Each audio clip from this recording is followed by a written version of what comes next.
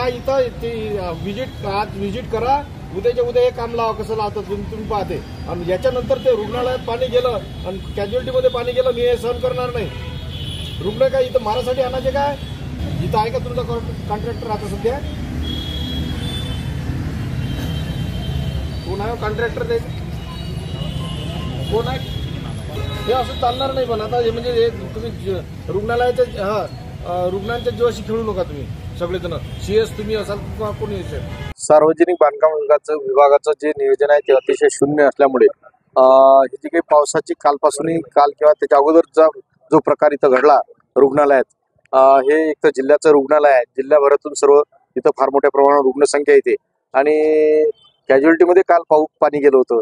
आज पाहिलं तर सगळं आवारात पाणी आहे.